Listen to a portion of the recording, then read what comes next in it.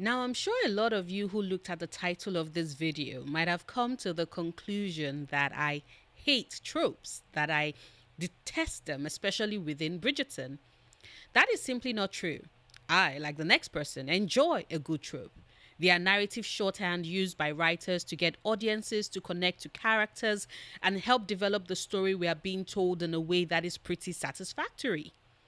Tropes give us an idea of what to expect going into the story, and what we then do as the audience is to analyze whether or not the writer of the story, whether it's a book, a show, or a movie, did a good enough job by either approaching the trope in a different way or seeing said tropes to their conclusion in a way that leaves us satisfied as the audience. I like a good trope. I've said it before on my channel, but enemies to lovers is my favorite trope in romance.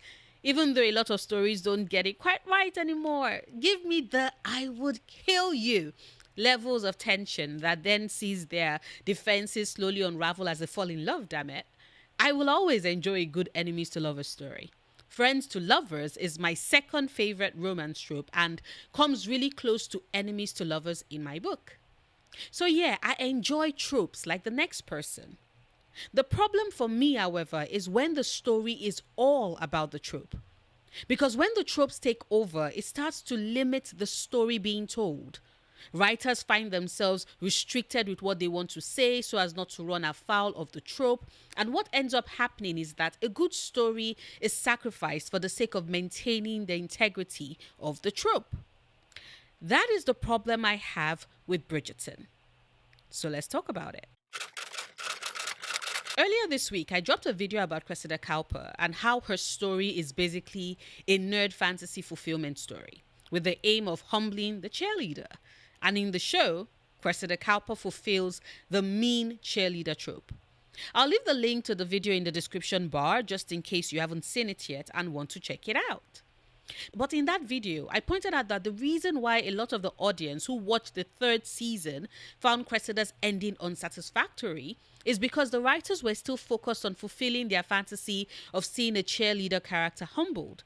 And because that was the role that Cressida had played in the story thus far, her being shipped off to live with her abusive aunt in Wales was to serve that ending and trope. The problem, however, was that Cressida at that point of the story had become a bit more than the cheerleader trope within which the story needed her to operate, because of the fleshing out of her character that we had been given, thus ensuring that a lot of the audience didn't find the ending she got fitting as a result. The writers had written themselves into a box, wanted to explore their characters, created someone that wasn't the one-dimensional young woman that they had thought she was at the start, and thus put themselves into a corner because the story needed to be told in a way that fulfilled the trope. But unfortunately, the trope didn't fit anymore. And we see this expressed in a lot of the tropes present within Bridgerton. Now, if you're someone who reads a lot of historical romances, then I'm pretty sure that the trope of the reformed rake is one that you're very, very familiar with. For those who are new to the genre, the reformed rake trope is basically a trope that focuses on the male love interest being someone who is very, very hot and can either be charming or aloof depending on their temperament, but they are often the center of attention wherever they are present. And with that attention comes the interest of the women too, who all want a taste, i.e. a rake. Which is something that we have seen repeat itself from seasons 1 through 3 in Bridgerton. And that is because the rake archetype is a staple of the historical romance genre.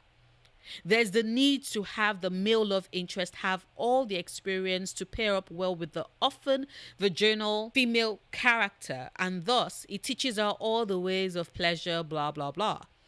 Just in case you all couldn't tell, this particular trope is one I am most certainly not a fan of. But it is a staple in the genre, and Bridgerton as a show leans into this as well. Because the best part of the rake archetype is when it bleeds into the reformed rake trope, i.e. the rake becomes someone who falls helplessly and hopelessly in love with the female character, and she becomes the only one he wants, and he therefore renounces his rakish ways and makes the conscious decision to stick to only the woman is now in love with, using all his past experiences to bring her pleasure whilst ensuring that his future is spent only in her bed. It is because the reformed rake is such a staple in the genre that the show has given us not one, not two, but three rakes so far in its 3 seasons. Even when the writers could have tried something different with Colin and make his romance a bit separate from the fixated role that the others have always walked and embodied. Colin could have been the sweet love interest, and the story had established in the earlier seasons that he was not as rakish as the others and seemed a bit more proper.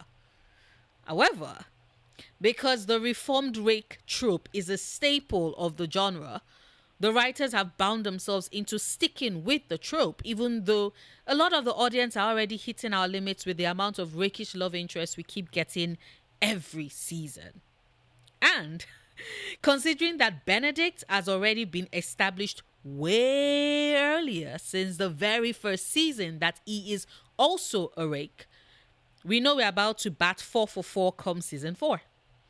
And I don't know about you, but just the thought of it is already giving me a headache and making me roll my eyes a lot.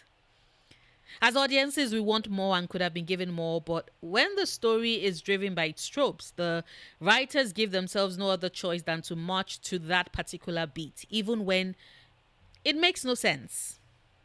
For example, the love triangle trope, which is a staple for romance stories. I mean, books, movies, shows are littered with them. Stefan and Damon with Alina, Peter and Gail with Katniss, Edward and Jacob with Bella, Ashley and Rhett with Scarlett. I mean, it's a tale as old as time. And even though I find it pretty tired, it's become expected for romance stories to have that famous trope. And Bridgerton leans heavily into it. Even in situations where it doesn't make sense and in situations where it isn't really served, because we know that the core relationship wouldn't really be threatened. In season 2, the show does lean into the love triangle from the books with the Kate, Edwina, and Anthony triangle. The difference, however, is that it isn't something that takes up too much time in the books, as Julia Quinn was focused on moving on quickly to the main trope that was at the core of Anthony and Kate's story. That is, enemies to lovers. Because see, the thing about tropes is that most writers need enough time to fully flesh out the story. And you need to prioritize which trope matters to your story more so you can lean into that particular trope. The Bridgerton show, however, because it's spinning mostly on tropes, doesn't do this. And in season 2, we have to juggle with both enemies to lovers, with Kate and Anthony having their back and forth, push and pull dynamic, but also with the heavy sprinkling of the love triangle.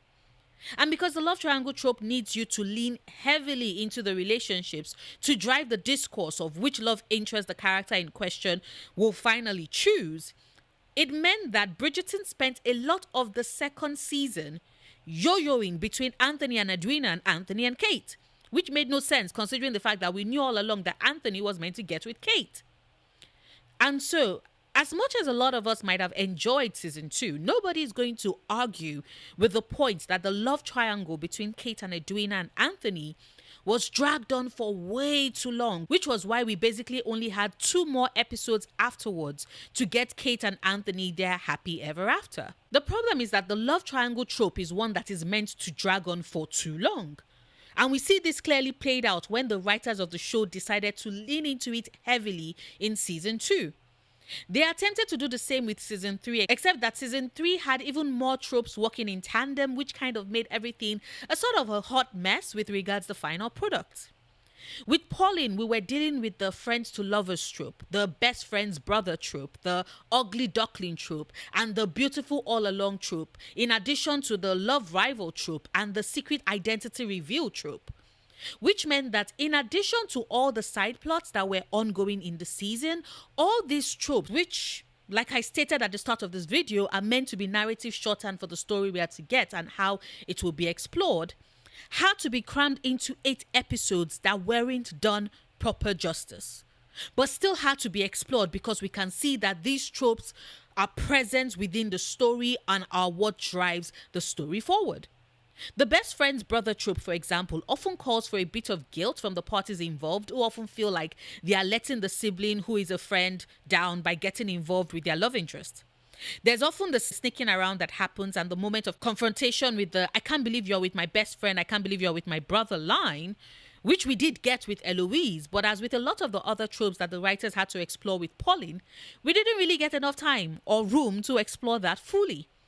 This is a trope that often has hilarious moments built into it, but also that bit of we're keeping things hidden, and also a bit of no one can know my feelings because so and so is my best friend and that's her brother, or that is my brother's best friend and I can't do that because what would my sister or brother say moments. All of that missing. Because the writers also needed to explore the friends to lovers that is meant to be the core trope for Pauline. And yes, it's easy to state that their friendship was established since season 1, which is true, but that is prior to their season.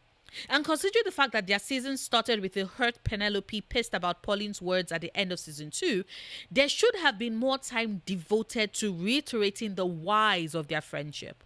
Why Colin Bridgerton is indeed kind and amazing and someone that Penelope has loved since she was a child. I definitely agree with the people who wish that we had gotten some flashback scenes from when they were children, because I think it would have further built on their also childhood friends to lovers story.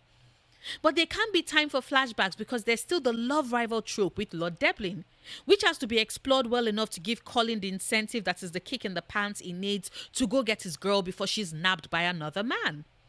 And all of this in the midst of the story still exploring the ugly duckling trope in conjunction with the beautiful all along trope, because Penelope needs to have that transformation to show that the person who's always been considered an ugly duckling by her family and the rest of the town has been beautiful all along.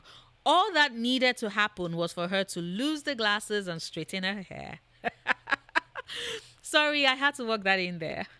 But yeah, I meant change her wardrobe and fix up her hair. But just as with a lot of the other tropes that were brought up this season, the show didn't take the time to fully explore it. What do I mean? The beautiful all along trope is often followed by a subtle change or shift in the status of the character who undergoes that change.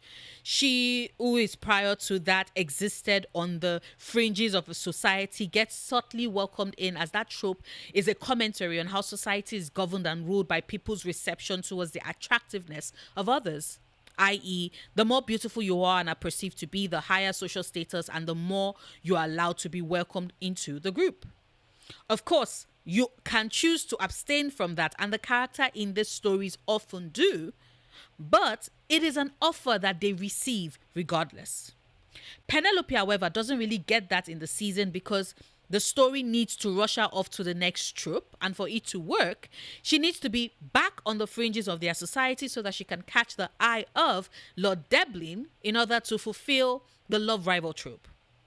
And don't get me started on things with Benedict, which is clearly inspired by the tortured artist trope, where we see Benedict's desire to be an artist and his frustrations at his feelings of inadequacy towards his art, even as he's filled with the desire to actually make said art, because his art matters to him and is tied to the trauma is held deep within his subconscious towards his father's death.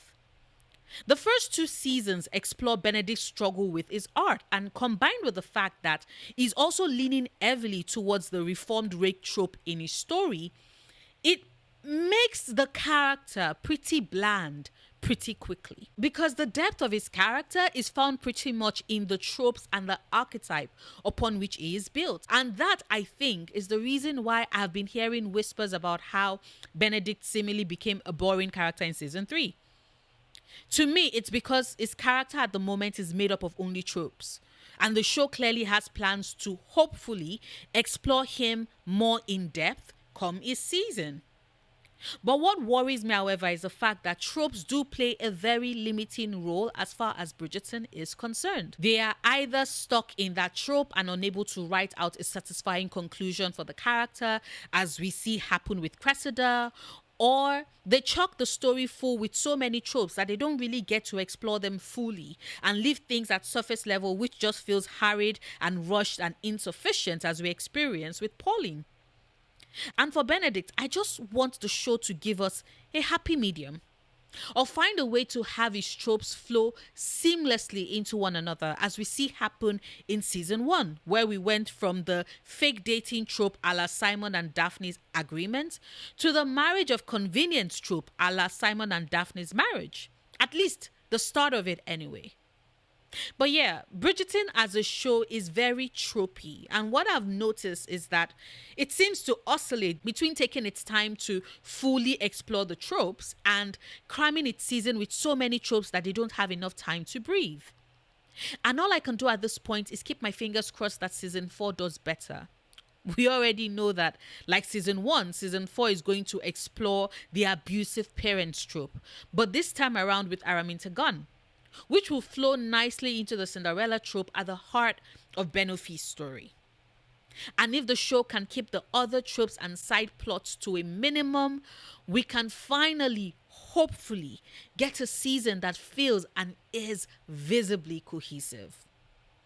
But that's just my thought. What about yours? Please share them in the comments. If you've watched the video this far and haven't hit the like button yet, please consider doing so. Share this video if you want to. Consider supporting me on Patreon if you can. And until Monday's video, do remember, obsessing over the things you love, perfectly valid coping mechanism.